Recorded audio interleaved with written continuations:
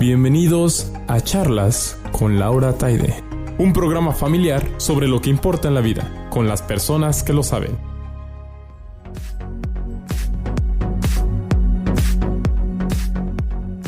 ¿Qué es lo que define a una persona? ¿Sus estudios? ¿La marca de su coche? ¿Una buena cuenta en el banco? ¿Dónde vive? ¿Su estatus social? Quizá eso simplemente sea algo que posee, pero que no necesariamente la define.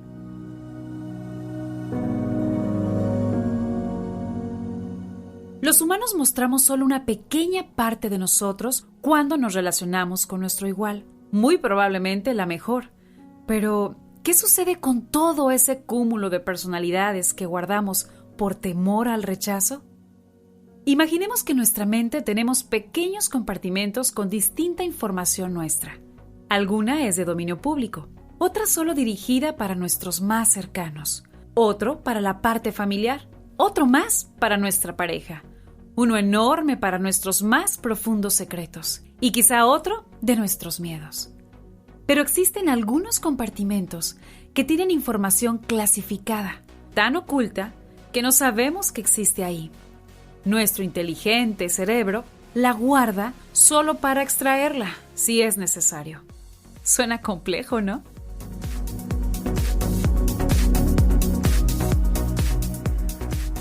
Cuando somos jóvenes, nos damos cuenta que entre más logros tenemos, el reconocimiento es una consecuencia que exigimos y buscamos.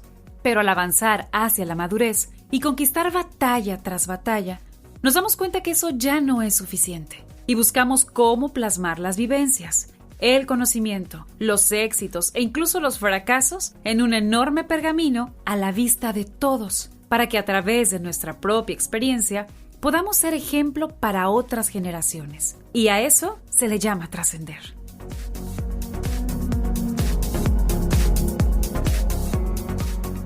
Entonces, la vida se torna de un color distinto. Los títulos, los éxitos, los premios y reconocimientos pasan a un segundo plano.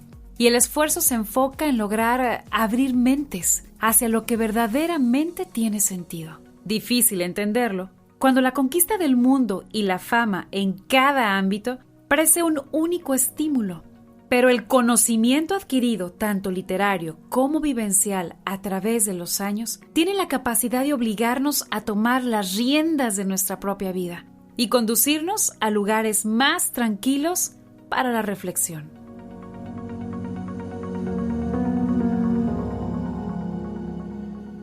Podemos llegar a la conclusión que lo que te define no es lo que tienes, sino lo que eres. Hoy, en este podcast, tendremos la fortuna de conocer a un hombre que ha dedicado su vida a cargos públicos, pero en esta ocasión solo platicaremos de su individualidad, de su intimidad con unos toques reflexivos que le han otorgado la congruencia en su vida. Rubén Pérez Anguiano.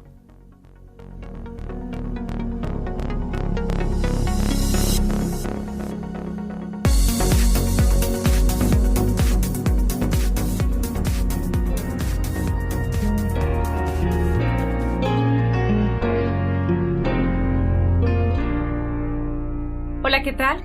Te doy la bienvenida a este podcast Charlas con Laura Taide, tiempo para compartir. En esta ocasión, platicaremos con Rubén Pérez Anguiano, que normalmente cuando lo ubicamos, pensamos en todo lo que ha hecho y lo catalogamos como algo que depende precisamente de una acción, es decir, Rubén Pérez Anguiano fue fulanito de tal. En esta ocasión es completamente distinto. Hoy queremos platicar con él. Pero ¿con quién es en sí Rubén Pérez Anguiano?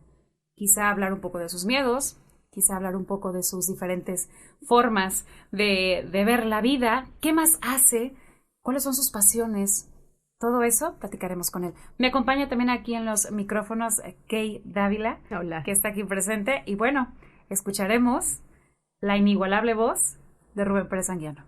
¿Cómo está? Bien, muchas gracias. Ya la escuchamos. Primera vez que me dicen inigualable. ¿Verdad? Es que es una voz inigualable. Yo creo que quien tiene la oportunidad de escucharlo, después inconscientemente lo escucha en cualquier lado y sin verlo dice, es Rubén Pérez Anguiano. Pues qué bueno eso. Yo la verdad, todo el mundo me dice eso de mi voz, pero yo la verdad no me la escucho. O sea, no, la escucho, pero no la veo distinta de los demás. Porque ya forma parte de usted. Eh, Ya se acostumbró a vivir con esa voz y no le ve algo Sí, Diferente. diferente. Pero bueno, es hereditaria. Si la tenía mi papá, tenía un tío que le decían el radio descompuesto, pobrecito, en paz descanse. De verdad. Así que bueno, pues ya eso es cosa de familia. Muy bien. Vamos a comenzar. ¿Qué es lo que le gusta a Rubén Pérez de Rubén? ¿Qué es lo que le gusta de sí mismo? Muchas gracias. Bueno, me permites hablar de mí mismo y eso es muy propio de mi narcisismo profundo. Pero yo lo que más me gusta de mí es mi capacidad de no perder mi esencia desde que estoy joven. Yo tengo en mi cuarto, en la habitación, en la casa de ustedes, tengo una imagen de cuando fui dirigente juvenil de unas organizaciones juveniles, culturales y políticas. Tendría yo unos 16 o 17 años y tengo una foto ahí en mi cuarto de cuando tenía esa edad. Y nunca me da vergüenza mirarme a mí mismo a los ojos. Digo, me da vergüenza en el sentido de que estoy mucho más gordito y mucho más pelón que Bueno, en esa etapa. los cambios suceden. Exacto. Pero no me da vergüenza ver mi espíritu juvenil. Y yo creo que eso nunca debemos permitir que se pierda. Porque a veces pasan los años y traicionamos al joven que fuimos. Y yo no quiero nunca traicionar al joven que fui. Y conservo los mismos ideales, las mismas pasiones, las mismas ilusiones. Y eso me ha permitido seguir intentando hacer cosas distintas con mucho entusiasmo en las muchas cosas que intento hacer todos los días de mi vida. No quisiera nunca llegar a mi habitación, mirarme y avergonzarme de no ser ya digno del joven que fui. Me gusta. Entiendo que la mayoría de personas, como lo dije en un principio, lo ubicamos en cultura, lo ubicamos en letras, lo ubicamos en cuestiones filosóficas, pero también entiendo que Rubén tiene otro tipo de cosas que también forman parte de sí mismas. Sí, de sí claro. mismo. Bueno, lo que pasa es de que yo creo mucho en aquella frase de un poeta norteamericano que decía que el hombre es uno y contiene multitudes. Nosotros todos poseemos una multitud dentro de nosotros mismos y a veces solamente elegimos una entre muchas posibilidades, pasiones, espíritus, competencias, personalidades, que es la que se adecua con más facilidad al mundo. Pero en realidad hay muchas. Yo he intentado darle voz a muchas de ellas, porque todos tenemos esas voces distintas dentro de nosotros.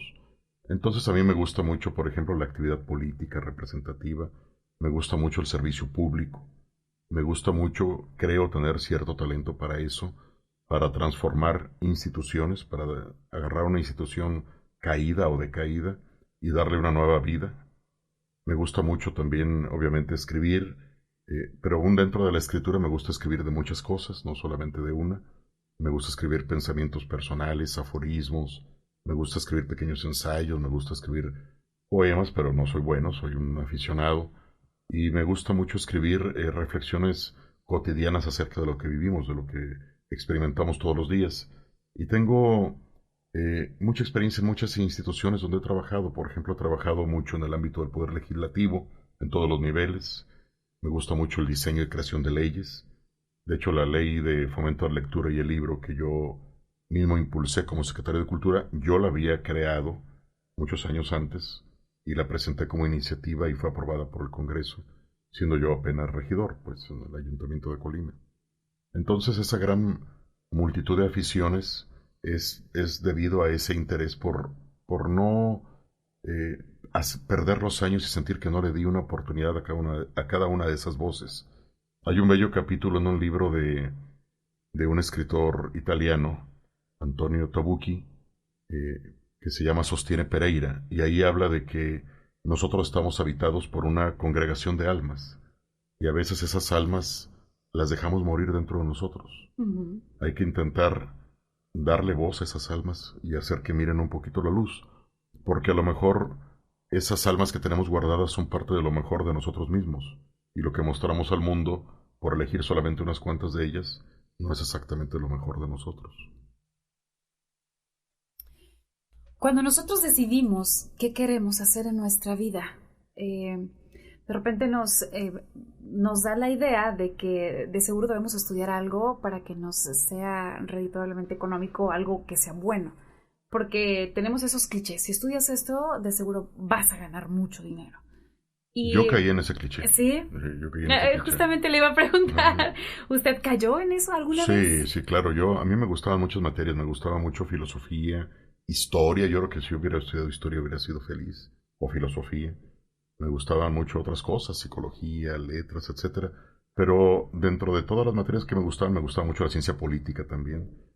Me gustaba también el derecho, entonces yo elegí derecho porque pensé que yo me dije, bueno, si estudio derecho voy a poder trabajar por mi propia cuenta en un despacho privado y no voy a requerir estar trabajando en instituciones. Pero curiosamente terminé derecho, de hecho hice una especialidad en derecho fiscal en la Universidad Iberoamericana, derecho lo estudié en la Universidad de Colima y en la UNAM. Y cuando terminé de estudiar me di cuenta que nunca iba a dedicarme a derecho. Entonces, aunque siempre me ha servido, porque he trabajado en áreas de iniciativa legal, iniciativa jurídica, en el Congreso, por ejemplo, que es un área que sí me gusta, el derecho constitucional, el amparo y sobre todo la confección e iniciativa de leyes. En realidad nunca he trabajado en áreas jurídicas, siempre he trabajado en muchas otras áreas. Y hasta la fecha creo que voy a terminar mi vida laboral y no voy a trabajar en áreas jurídicas. Pero no se arrepiente de haber estudiado eso. No, porque da una base cultural general, ¿no? Pero si me hubiera quedado nada más con lo que yo aprendí de derecho, hubiera sido muy infeliz. Por eso me dediqué, o siempre me he dedicado de forma autodidacta, o en cursos, diplomados, a estudiar otras cosas. Estudié un diplomado en transición a la democracia, otro diplomado en historia de México. He estudiado muchos cursos de material literaria, etcétera.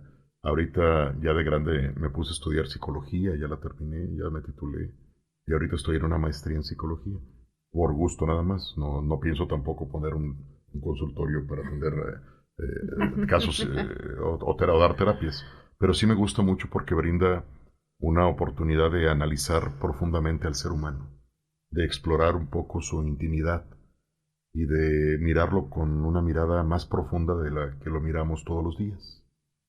Y a final de cuentas eso es parte del humanismo. Y quizá mi vocación profunda sea ser humanista. ¿Cuándo va a dejar de estudiar? No, nunca. Hay un pasaje muy bello de la muerte de Sócrates, cuando Sócrates ensaya una melodía con la flauta, cuando está a pocas horas de beber la cicuta y de morir. Y uno de sus discípulos le dice, ¿pero por qué? ¿Por qué le había rechazado la fuga? De hecho, le habían ofrecido una fuga, una oportunidad de fuga, que inclusive le convenía a las autoridades. Y él dijo, no, yo no voy a fugar, porque si la ciudad me dio todo lo que soy, ¿por qué voy a huir de ella en este momento en el que la ciudad dice castigarme? Sea injusto o no justo, no importa, yo voy a enfrentar este proceso. Y le dice un amigo, pero por un discípulo, ¿pero por qué estás aprendiendo una tonada de flauta en lugar de huir? Y ya te van a asesinar en pocas horas. Le dice, ¿qué caso tiene aprender esa tonada? Y él dice, bueno, es que ahora ya la sé, ya no me voy a morir sin saberla. Entonces eso es algo bastante profundo. Suena a un cliché decir nunca se deja de aprender siempre. Yo más bien creo que nunca debe uno perder la pasión por aprender. Y por eso, pues, en la medida que yo pueda voy a estudiar, a leer y a tratar de escribir, aunque sea cosas pequeñas durante toda mi vida. Y hablar, obviamente, me encanta hablar. Nos damos cuenta. Sí. Una vez que tiene toda esta información, que todos los días de alguna forma aprende cosas distintas, ¿qué hace con esa información? ¿De qué manera la va utilizando, si es que la utiliza, para el beneficio, quizá no solo personal, sino de otras personas? Bueno, eso es uno de los grandes retos. A veces me desespero mucho porque por medio del camino cultural, de la lectura, de la reflexión, a mí me gusta mucho el análisis de políticas públicas. Encuentra uno muchas oportunidades de hacer cosas interesantes en el campo institucional, pero a veces no encuentra uno el ambiente propicio para lograrlo. Me acuerdo que cuando yo estaba de secretario de Cultura, pude impulsar muchas cosas que yo tenía guardadas en la mente, que yo había analizado de forma reflexiva con toda esta información que tú hablas, y las logré traducir en iniciativas de acción dentro de la Secretaría. Muchas. pero por desgracia o por fortuna uno no puede aplicar a veces todos esos conocimientos que tiene uno acumulado